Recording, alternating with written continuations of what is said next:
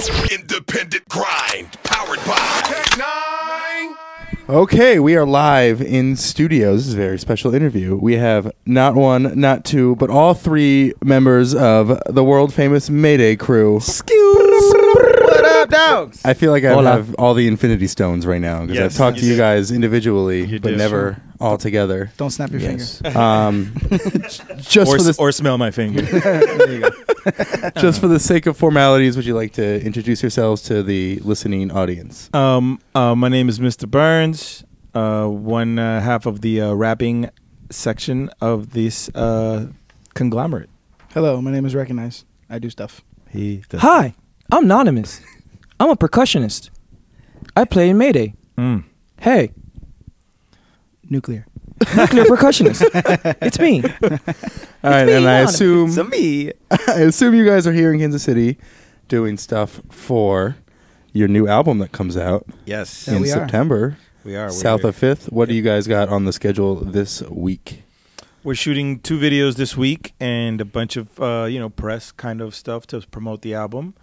The 2 songs that we'll be shooting is one that features Tech Nine called Run Up, which will probably be the single that'll drop right before the album comes out. And then another song called Shelter, which was produced by our friend Mr. Seven Summers. And both of those will be done here. I think Shelter's actually the next single we're going to drop. Yeah, Shelter's going to be the next single. And then after that is Run Up, which is the one which features Tech Nine. I saw, Rec, I think you tweeted about that one. Which one? About when you got the verse from Tech. Oh, yeah, for sure. It's a pretty good verse. It's a great verse. It's a great verse. And the track, too, we really like the track. It's one of our favorite. I think we could say collectively one of our favorite Absolutely. tracks. Run Up is up there. And I think also what we loved about both these two songs, they're both produced by Seven, and we didn't know that Seven could even like do what we were doing for the album, which is like reggae island inspired. And Burns told Seven, "Hey man, if you want to jump on the album, we'd love to have you be a part of it." Basically, like the vibe is reggae trap is all he gave Seven to go off of, and then Seven came like demolished it with like 2 of my favorite songs on the whole He's album. insane. Seven's The guy's ridiculous. Here's my inspiration. It's just like as producers, it's like upsetting how good he is. Sometimes. You're like, bro, It's he's actually so inspiring. I love good, him. dude. God. I'm gonna go with upsetting, inspiring. Yeah, he makes you angry. Upsettingly inspiring. Yo, right? I'm like, dude, and he's like he's so effortless with it. It's just like so dope. So dope, man. Yeah, fuck Seven, man. So I want to talk about that reggae, sort of like the reggae vibe. How did that? Because that's like way different than you guys have done before. I know you did a little bit of it on the last album, especially. We've had it. If you actually, a lot of we've mentioned a couple times that it's way different for us, but it is peppered throughout like our whole catalog. Even if you go back to like Stuck on an Island, there's a couple of like Junkyard Dog has like a little like island rhythm at the end of it or whatever. So like it's always been there because where we're at, where we're from, Miami is very like island-esque, like it has that vibe.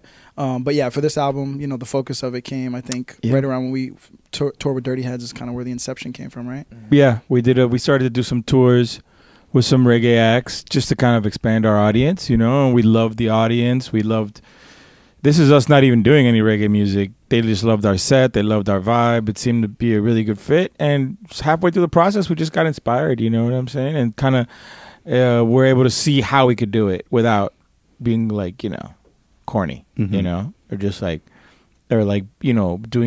sounding like we're trying to do it, The music is so like it can be so formulaic because the music is very like it sounds a lot similar. It's very, you have to be in a certain zone with instruments. You have to use kind of like the same vibe. So it's very easy, especially if you're like rapping as well, to fall into that, like the same way that rap rock can be like corny if you're not careful. So we wanted to make sure that we like towed the line, and then we kind of realized that we've worked with people like, over the years. We worked with Joey Rockwell, we worked with Cardinal Official. Like we work with people that have roots connections. So like it wasn't like a huge stretch. When he initially told me the idea, I was like a little bit apprehensive about it personally. I was just like, because my mind, I went fully there, like to the most like, Spinal Tap version of what he's talking about. Like this is insane. I'm like, I don't even know if how we even work that out. And then when we started to make the music, it was way more organic than I expected it to be, and then I realized it wasn't even much of a stretch. As the percussionist, Anonymous, was it different for you at all to do? Actually, no. It was different in a good way. Reggae lends itself to percussion, very well. So it was an easy fit for me, and actually appeared on all the tracks on this album as well. Which for that reason, I feel like it wasn't hard to add myself or the percussion and certain things, certain elements. So it's actually lend itself very well to me. What about, I know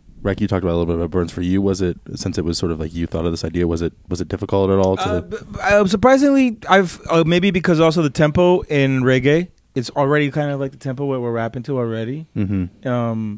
You know, it's if you just put different, it's the same tempo, same stuff, that same BPMs and all that. So it really, the rapping wise, no, it all kind of worked, man. It felt to me, once we got going, we got really lucky. We got a good batch of beats early on. And as soon as we got that, which was about 5 or 6 beats from this guy, Frankie Villello, that really was like, okay, this album could really happen, you know? And when we got that going, then it was like, it was just easy. Then it just became just making another Mayday album, you know?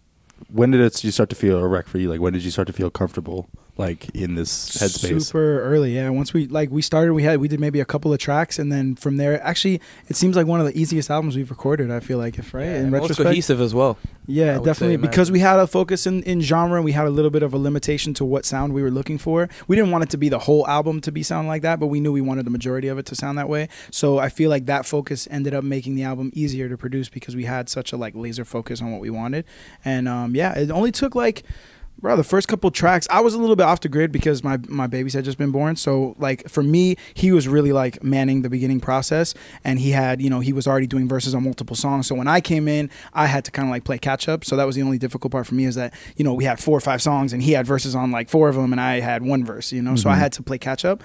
But other than that, like thematically for the whole album, it just felt very, like, casual from the beginning. That must be crazy to have 2 kids and then also try to do an album. And yeah, it's been intense, dude. And even like on Search Party, I think you talked about it a few times, there were like a few references to like, you know, you were expecting kids, and then to have like, so what's that process been like to you to become like a rap dad? It was the beginning, it was cool because I didn't stress too much because the machine runs so good without me there. Like these guys were already working. We have like a bunch of in-house producers we work with in our studio that rent rooms in our building. So we have a good like crew, a good foundation. So there was movement already happening, and I was trying to come in as much as I could. But then when it was like, okay, it's crunch time, we have a month left, that's when it got like rugged for me because I would have to basically meet up at the studio with them and then work through the night, and then I would leave at like 2 or 3 in the morning, and then my babies be up at like 6 or 7 or whatever. So there was like those nights were rugged, you know. Those nights were definitely like tricky, but you know, it's cool. I got a good like support system with my family to like help with the babies, and I got a good support system in music with like my bandmates. So it's like it could have been way worse. It was stressful, but like I kept like focusing on the fact that it could be way harder than it really was for me. Are you getting more sleep now? Yes. Ooh, thank you, Lord. Thank you, Lord. Yeah, we got a little sleep training program with the babies. They're doing really good. They're sleeping like right before I left. The night before I left, they slept 12 hours. And like that's amazing. As an adult, I can't remember the last time I slept 12 hours. So yeah, it's been cool, and they're good, and it's like the calm after the storm now. You know, it's like the album's done, and we just kind of like rehearsing for the tour, and then now my babies are starting to like level off and sleep like human beings. So nice. It's all good right now. What's I know you guys got the tour coming up, but before we get into that, I want to talk about the title a little bit first. South of Fifth. Can you sort of explain the premise behind it, what it means to you guys? Who came up with it? Basically, South of Fifth is where Miami, the southern part of Miami, people in Miami go. The locals go to the beach. You know, you know, there's other small sections, but north of Fifth is usually where you start to get the tourist sections, and all the hotels are kind of sprawled around that area. So South of Fifth is where you have the pier, is where like the little bit of surf culture that really exists in Miami kind of exists in that little pocket as well. Whenever you skip school, like that's usually where you go, you know. So you know, it has like a sentimental place in our heart for us, and really that's making us the main criteria for making this album to me was like it had to play like on a perfect like beach playlist, you know. So I always had like that in the back of my mind, like it had to be good background beach music. So that's just like, you know, when I think of the beach, that's in Miami, that's what I think of, you know. What's the scene in Miami like music-wise? Because I know you always hear a lot about Atlanta, L.A., New York, obviously for hip-hop. But I know Miami does have like... Miami is a really... Right now, South Florida rappers are really kind of doing it big, you know? It's a really great scene. At the same time, it's not necessarily like a big scene, you know? It's pretty fragmented, and you have Broward, which people don't talk about a lot, which is kind of like the northern cousin of Miami, the city that borders Miami, and... which is about 40 minutes away from Miami proper, and there's a lot of talent coming out of there, you know. So we just bulk them all to say South Florida, but I think Miami has a lot of things going on. There just really isn't a lot of performance places, but there's a lot of kids that are like setting up shows in their warehouses in like the suburbs, and like, you know, that's kind of where all these like kids are kind of coming up. What I realized recently is there's a fan of ours that goes out to our shows, and he has an Instagram. It's MC954 Concerts. The dude literally goes out like 6 times a week and goes to shows. He's been to, like, we're in July right now. I seen him at a show recently, and I was like, "What show you on?" He's like, 145. He's been to 145 shows. Like, and when I say shows, I mean like whether it's like at the jazz lounge on the street, or it's at the arena or wherever. And what it made me think about when I saw him, because I always complain about how whack the live music scene is in Miami, is that we don't have like a recurring spot. So we have, because it's a tourist town, we have things going on, but they're like in places you've never even been to, and we live there. Right. So it's like you don't, unless you're like this guy who's like seeking it out, and he's like really good at seeking it out, it's hard to know what's going on, because they'll be like, oh yeah, we got RZA is coming and he's playing at like the farmer's market or whatever, and you'd be like, what? Like, how do I? And sometimes you don't hear about these things, but there's no, like, we don't have like a specific medium-sized venue anymore. We only have like these small jazz lounges. We have the Fillmore on the beach, or we have American Airlines Arena. Yeah. That's all we have. There's no in between. So it's like tricky. There is stuff going on in Miami, but it's very, like you said, fragmented is the best way to describe it. Yeah, you mentioned that South Florida scene, and I feel like that's so huge right now. Did you guys have any relationship with those kind of rappers to see those kids come up? Definitely, yeah, definitely. Denzel, he's, you know, been to our studio many times. He was working out of our studio for a while. Yeah, Puya is another kid, is, you know, we know well. Basically, the dudes who did a bunch of our videos for the last couple albums did a bunch of Puya's first videos. So the scene's tied together like that. Yeah, we Mayday has the roots in the scene, you know, and we definitely, you know, we definitely, like, you know, are there. You know, we're just kind of more like the elder statesmen at this point. Yeah. Way elder. Mad. Yeah, it's crazy how young some of these kids coming up are. Like 19. Yeah. And what were you guys doing when you were like that? The same shit. Doing the same thing, but the scene wasn't. And The scene didn't have like the national platform that they have right. now. You know, like Miami the industry. cool. The industry wasn't looking scene at Miami or South time. Florida, being like, "Yo, there's what's in the water down there." Like they didn't know about us yet. You know what I mean? So we were like, we were part of the crew that was trying to break through for Miami. Really, What's beautiful about this new generation too is they are a wave of like young independent rappers too, you know, which is really cool. Whereas us coming up, we didn't necessarily have the same avenues, you know, and we had to go play the label game like everybody else did, you know, and luckily they don't have to do that. You know? How do you feel about that stuff music wise? Because I know a lot of times they sort of pit like hip hop or the old heads against like the new. I think we have really great. I think Puya is an amazing spitter. I think Denzel Curry is an amazing spitter. I thought Exentacion was an amazing spitter. Like, I even like Trippy. I like all those kids. You know what I'm saying? Now you do have ones that are not necessarily in the lyricist category, like Pump.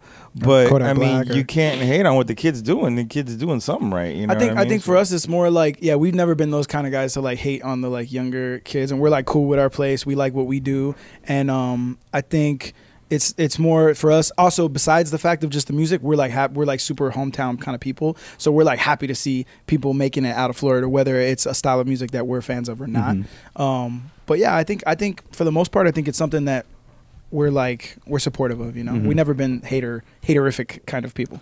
I think for that kind of stuff. I think and the music's good. Like, and the music is good too. I'm genuinely not hating on the music that's been coming out of from the young kids in Florida, man. You know, I'm a real fan of Denzel. I'm a real fan of Puya, to name a few. You know, 12 Lin. Shout out to 12 Lin. Yeah, he's dope. You know, isn't Black from there too? Or am I just making that up? I think he is. No, Black. Kodak guy Black who's is 6 slack. But I think he's from Atlanta or something. Isn't he? He might be. I don't know. Yeah, I just know him because he did a song with 12 a long time ago. He did, yeah. That I was a big fan of. So that's how I was just. Oh, he's from Florida too. And all those kids coming up, you know, all went, you know, hung out at all the studios that we had. My friend Maneuver's place. All those kids rapped over there.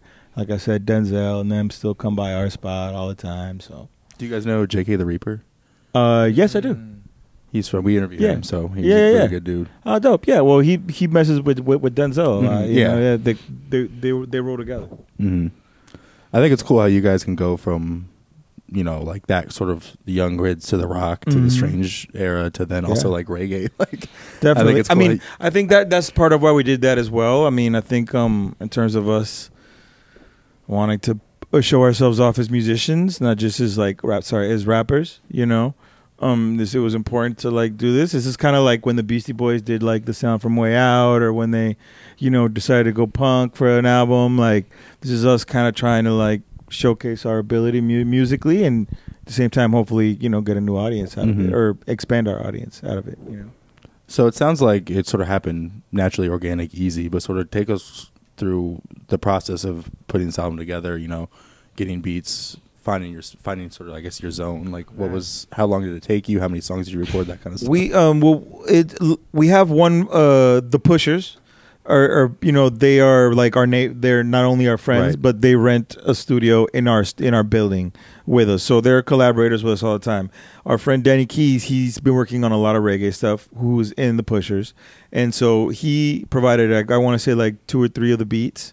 Our friend Frankie Villello that was introduced to us through the Pushers, he came with a batch of like 6 or 7 beats, and then came 7 and rounded out the whole kind of like mishmash, George Spitz as well. And Llama Beats as well. Llama Beats. Shout out to the brother. And Llama Beats, they also have a really quirky approach to like kind of it just kind of fit. And Llama Beats are producing for Slightly Stupid and stuff like that. So it's funny. Like as soon as we decided we were going to do it, it all kind of just happened really quickly and easily.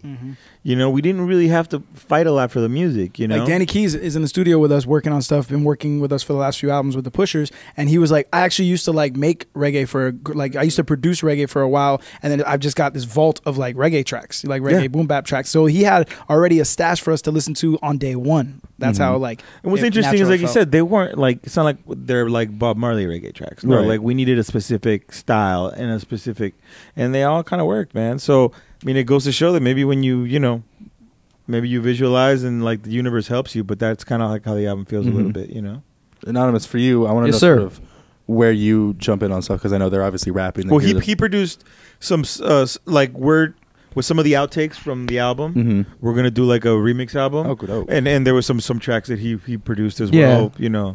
But going along with what he said, a lot of it was kind of done already when like the conception of the album, when he said, "Hey, let's go ahead and do this." So like even like Rec would like even us ourselves, we didn't really like produce anything else. So a lot of it was already So Close done. So Far really. So Close So Far was the only one that Common maybe Kings and produced Broken Mary with Common Kings. Right. So a lot of it was done already, and like you said, the process happened like so easy and so efficiently. Like my role was mainly to come in afterwards and maybe perhaps like help with arrangement or put percussion in there, risers and certain things, certain elements to give it that body that it kind of needed, and everyone was open to it. And he was there for the writing process. Yeah, I was ready for the writing, and I was just there like for the whole thing. But in past albums, we used to have, we had a body of producers in-house in the group, like Plex and Gianni, and they used to do, they used to be responsible for a lot of the like bells and whistles on tracks. And then, when they left the group, it was kind of like left to the 3 of us. And sometimes when me and him are there writing on the track from the beginning, by the time we get to the end of the track, I'm way too close to it to see anything. So the last album on Search Party and on this album, he came through in the clutch so well for coming through and seeing the track at the end and going, yo, we could use this section here and do this, and really like putting the bells and whistles on at the end to really like give the track like everything it needs to seal it up. So he killed it on this album for that. Yeah, you mentioned Search Party. I feel like that album was kind of you guys, like, you talked about how many changes you went through before that album, and that was sort of you finding your voice. Did you sort of like, I guess, did that help you? Were you more, I don't know what I'm trying to, like. When I was on the road, I was on the road with One Ton recently, and I was saying, it's going to be weird for our fans, the fans of ours that are like super hip hopped out, that don't really like any other kind of music, because like South of Fifth is going to be a little bit out there, maybe like stylistically for them. Even though we are still rapping hard, and he made it a point to be like, yo, we still need to like keep our verses as super like gritty as possible, because we are going to be on these like island beats. But I said to him like, yeah, I don't know, South of Fifth, we'll see, you know, how it's received by those kind of that portion of the fan base. And then he said, well, actually, man, I don't know, you guys already kind of tested the limits on Search Party, and I didn't really think about that because I like Search Party so much. It was so like personally enjoyable for me. But yeah, when you really do look at Search Party, it's one of the most mellow like records we've put out, and it does like test the boundaries of like, if you're just a straight up hip hop head, how like far you're gonna go with us, you know. So we already kind of like expanded those boundaries with Search Party, I feel like. So I feel like now South of Fifth, and maybe not such a shock. And I think one thing that'll keep the fans back is at least the tracks that have dropped so far, they are light and they have this reggae tone, but there's also like the lyrics and stuff, like they make you think they're a little bit darker. Yeah, we took a chance. Reggae kind of lends itself to be able to really kind of go into certain subject matters. Yeah, you know, more political kind of stuff and everything, and it has that nice kind of mellow blanket over it that reggae gives you, so it kind of hits a little bit differently. So we definitely took advantage of that, you know, and I think the subject matters of the songs are a little bit, probably they have a little more bite to them than usual, you know. Yeah. There's always, at the end of every album, there's always at least a couple tracks where like I might be like, man, this song's okay, but we kind of had a debate and everyone else voted it in, you know. Whereas like this album, I don't have that with any songs. I love every track, dude. All bangers. I love. It's not a game. It's not a game. I think start to finish, it's one of our easily like our best listens. You know? By far. Yeah, for sure. What was the biggest challenge for you guys putting this one together? Really, it was kind of getting wrecked in the room, dude. For real. Yo, he's a little tough. That's actually, I totally agree. That was like the we would have most finished it challenging quicker, thing. you know. Yeah. Which wasn't even a challenge, really. It was just more about like giving him time. It was just like we usually don't. Because remember, we weren't scheduled to do an album this year, so that we got to keep that in mind. Because like I had planned to have a baby like in January. Babies came early because they were twins, so we had them like end of December, and then technically we were going to be off the books for this year. We weren't going to be doing an album, but then we started kind of making this stuff, the reggae stuff, and we also wanted to pick up off the vibe. We've been like touring with Comic Kings, and you know that vibe's hot. We don't really want to ice that for a year, and we talked to everybody at Strange to be like, yo, can we get on the books for this year? And we were able to make it happen. So then once we were able to make it happen, then the timeline got like shortened by a lot. You know. Yeah, and you know, we're used to before we got so busy with our families, you know, we have a very the same way you guys come to work every day, like we literally go to work every day. Yeah. You know, whether we make a song or not, we go to work every day. You know, so things get done pretty quick, you know. So it was just like adjusting to like the change of schedule, you know. What did you guys do? I know you talked about Comic Kings. Did you talk to anyone at all about like, you know, doing the reggae thing at all? Like, did you go to anyone for advice? Or did you not at all, listen dude. to anybody? We didn't really get any consultation for real. Nah. I had a few like during the process. I had like one homie, like Blacks. He was like, I remember playing a few stuff, and he's like, man. He's like, why are you doing this, man? Like, he didn't, you know, after like 4 reggae tracks in a row, you know, because again, I had never had a conversation with him about it, you know, but he loves the stuff too now. It's just one of those kind of things where like, I don't know, man. It's just, we're just making music, man. I don't know. It felt good. It feels right. The songs are kick ass. So we just weren't thinking about it, man, you know. And as long as Strange is supporting us, like, let's go, you know. Yeah, we didn't really focus into like, we didn't think about it too much. We didn't think about the negative. We didn't. We didn't think. So that's why we didn't feel the need to like have any guidance along the way. It was because we still at the end of the day are making Mayday songs. Right. They're just they happen to have some different tailoring to them. But like when you hear the album, it's still the album fits perfectly within our catalog. Like it doesn't feel like it's like you know like it. It won't be like the people hear it and be like, "That's Mayday." Like there's no way. You know it's Mayday the minute you hear the track. It's Mayday-fied reggae. That's what I would. There you go. That's how I was classified. I also want to run down the line here and get a favorite track from each of you. For me, Mr. Burns would be "We Ain't Sleeping." That's my favorite track on the album. That's a good one. Man, mine's gonna be a 2-way tie for New Blessings and Broken Mirror, but I also do love Run Up a lot. Man, it's tough. That's a tough one. If I like New Blessings has personal like it has a personal feel to me. It's like I wrote about my babies and stuff, and like just the vibe of the song and the hook is super catchy. I just love that track. So if I had to pick one right now, I'd go New Blessings. If I had to choose one, I would choose Next to Go, Lifetime, Run Up, Shelter. No, I'm just kidding. No, honestly, right now the one that's like hitting me is Lifetimes, man. I just like the vibe, the energy of it. the breakdown, all of it, just as a whole. It's just, I Video- mean, all the songs video are out dope, now. but Yeah. video out now. Go check it out. You know what I'm saying? Holla. Strange Music YouTube. Holla. Rec, is New Blessings the one with your kids on them? Yeah. What was their that? first What pub. They got their first talk about that. the additional vocal credit. I got to like sign a work for hire for them and everything. It was so cool. Yeah, it was dope. I mean, we wanted to put scratches all throughout the album, and in the past we've gone out. I've done some scratches on the past albums, but not much.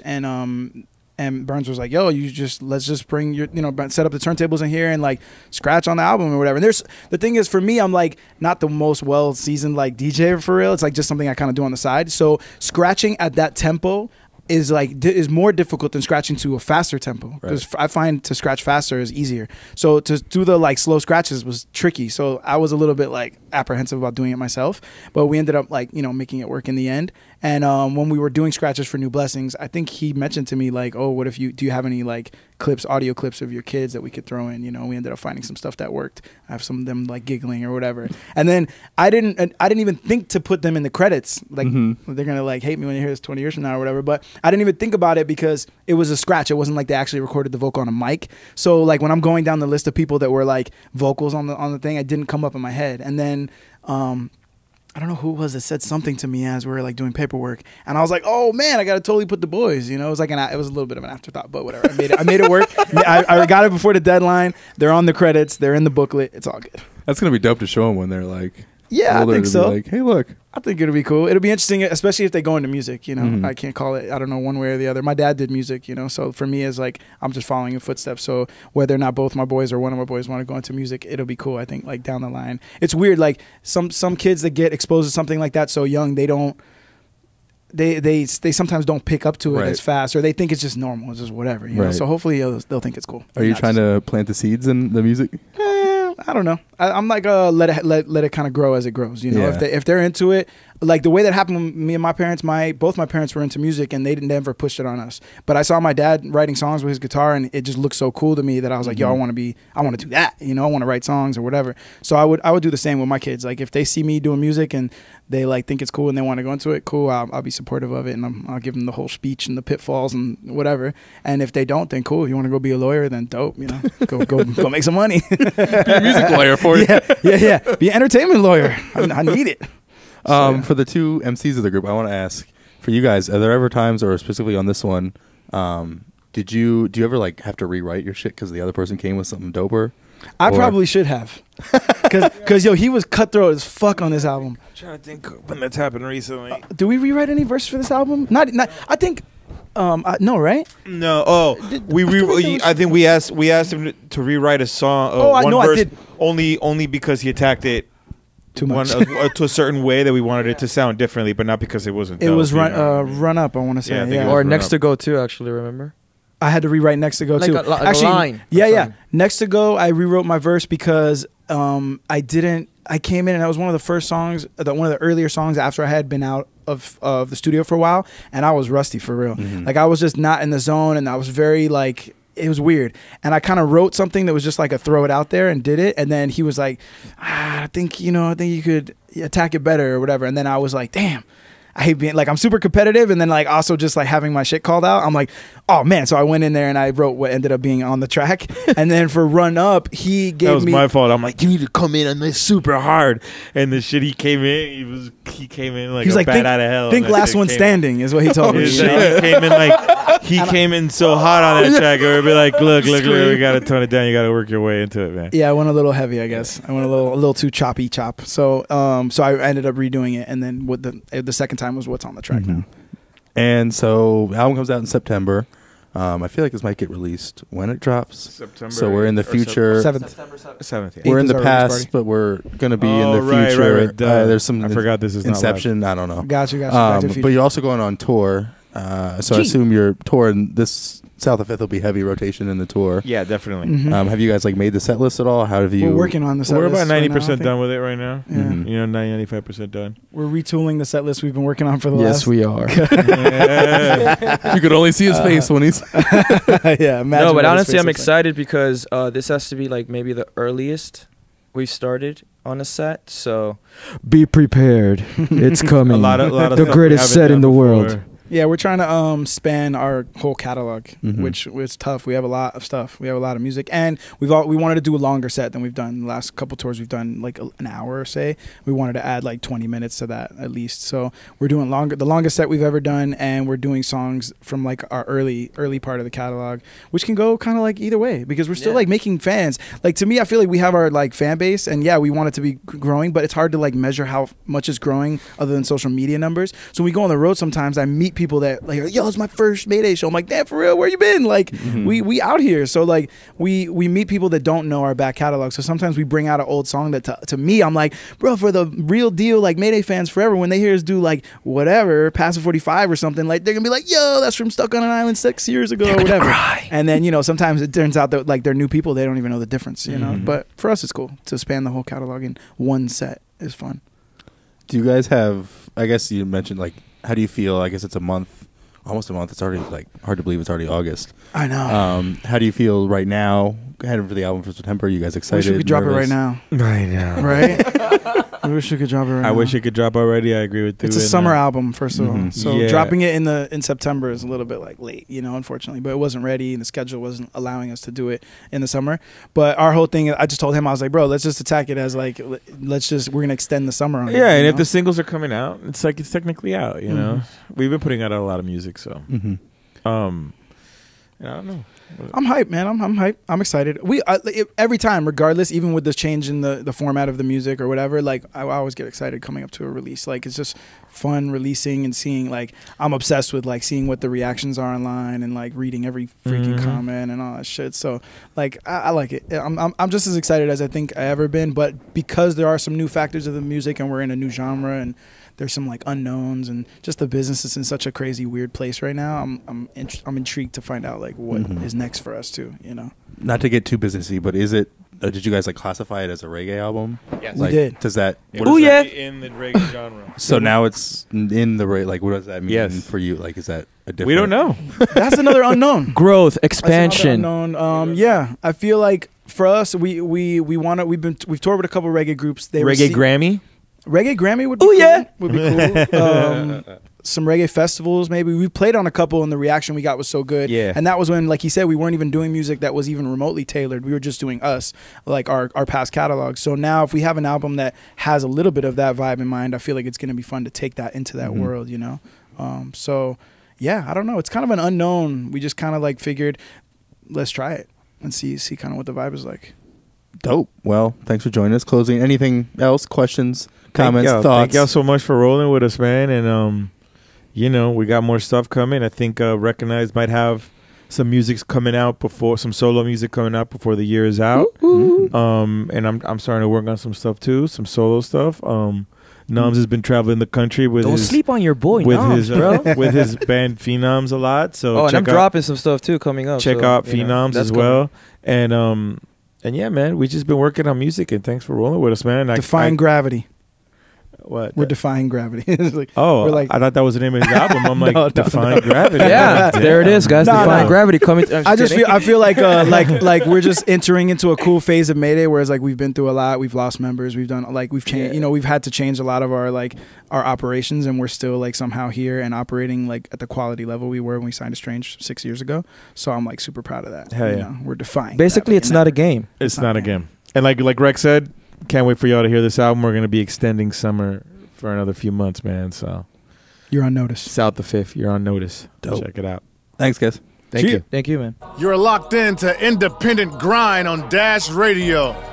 Tune in Monday, Wednesday, and Friday, 12 p.m. Eastern for the latest hip-hop news, music, and interviews. Independent Grind only on Dash Radio, baby. Tech 9! This is the genius, Chris Calico. Cali, baby! Letting you know you're tuned into Tech Nine's Independent Grind on Dash Radio.